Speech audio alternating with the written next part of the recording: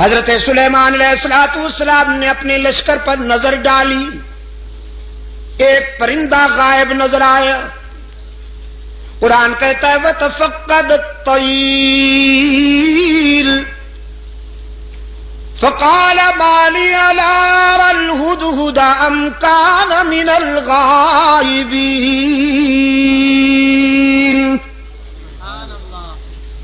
حضرت سلیمان علیہ السلام نے ایک پرندے کو غائب پایا، فرمانے لگے کیا بات ہے، مجھے ہدہد نظر نہیں آ رہا، ذرا دیکھو لشکر کے کسی کونے میں چھپا بیٹھا ہے یا پھر میری اجازت کے بغیر کہیں چلا گیا ہے، تلاش کرو۔ یہ ہدہد جانتے ہیں آپ؟ جی کیا فرمایا؟ اچھا ملا چرگت، تمہارے صدقے جاؤں، یہ کب سے ملا بن گیا بھائی؟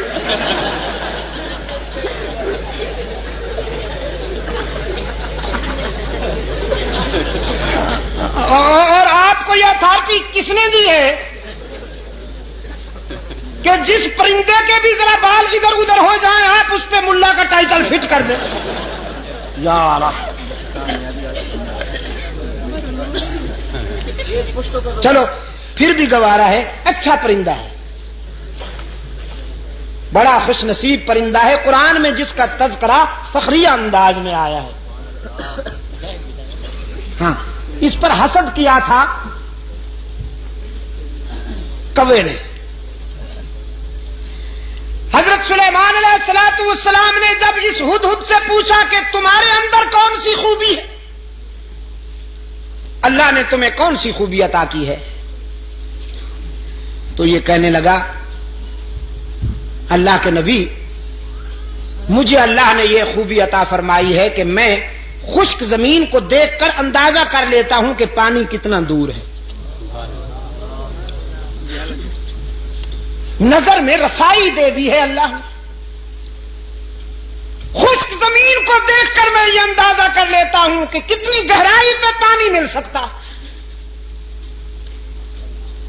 حضرت سلیمان علیہ السلام نے فرمایا بھی تم تو بڑے کام کے ہو، ہمیں ویرانوں میں اور صحراؤں میں سفر کرنا ہوتا ہے، تو ہم کیوں نہ تمہاری اس استعداد سے کام لیں، اس صلاحیت سے کام لیں، بس تم ہمارے ساتھ رہا کرو، ہمارے ہم سفر رہا کرو، تاکہ ہم تیری اس خداداد صلاحیت سے کام لے سکیں۔ اللہ کے نبی نے ہدہد کو اپنا مقرب بنا لیا، اپنا ہم سفر بنا لیا، کوے میاں سے برداشت نہ ہوا۔ یہ کوا جانتے ہیں نا آپ، کالے لباس والا مسٹر بلیکی ہی،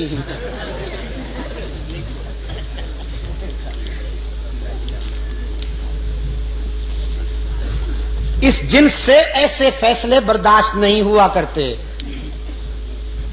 اللہ کے رسول صلی اللہ علیہ وسلم نے صدیق اکبر کو اپنے پہلو میں سلا لیا، کبو کو برداشت ہوا نہیں ہوا، بڑی سخت تکلیف ہے بیچاروں کو۔ استغاثہ دائر کر دیا کوے نے ہدہد کے خلاف، اسکینڈل بنا لیا بدبخت نے، کہنے لگا واہ جی واہ، یہ کہتا ہے کہ میں خشک زمین دیکھ کر اندازہ کر لیتا ہوں کہ پانی کتنا دور ہوگا، بالکل غلط ہے۔ میں نے کئی مرتبہ دیکھا ہے کہ یہ جال میں پھنسا ہوا پھڑک رہا ہوتا ہے، اگر اس کی نظر میں اتنی رسائی ہے کہ یہ خشک زمین دیکھ کر پانی کی گہرائی معلوم کر لیتا ہے تو جال کو کیوں نہیں دیکھ لیتا، اس میں پھنس کیوں جاتا ہے؟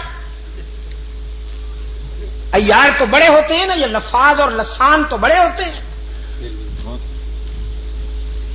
اس انداز خطابت میں استغاثہ دائر کیا کہ سننے والے بھی متاثر ہوئے، کہنے لگے جی بالکل ٹھیک ہے، یہ تو بات واقعی تفصیل طلب ہے، وضاحت طلب ہے کہ اگر ہدہد پانی کی گہرائی کو دیکھ لیتا ہے تو زمین کے اوپر جو جال تنا ہوا ہوتا ہے اس کو کیوں نہیں دیکھ لیتا؟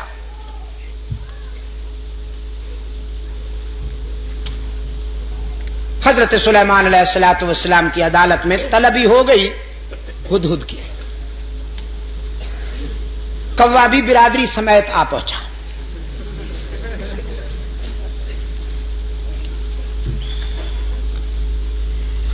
حضرت سلیمان علیہ الصلوۃ والسلام نے کوے سے کہا اپنا استغاثہ بیان کرو. اس نے وہ کہانی پھر دوہرا دی کہ جناب یہ کہتا ہے میں زمین کو دیکھتا ہوں تو اندازہ کر لیتا ہوں پانی کتنا دور ہے، جبکہ یہ زمین کے اوپر والے جال کو نہیں دیکھ سکتا، اس میں پھنس جاتا ہے، تو اس کا یہ دعویٰ غلط ہے، خلافت اس کو نہیں ہمیں ملنی چاہیے.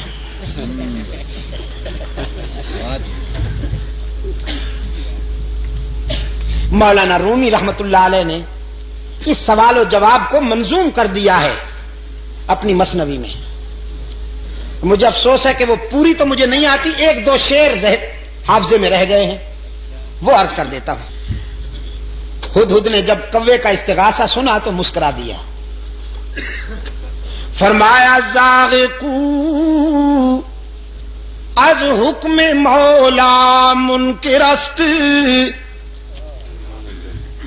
زاغقو کیوں زاغقو از حکم مولا منکرست، 100,000 عقل دارد کافرست.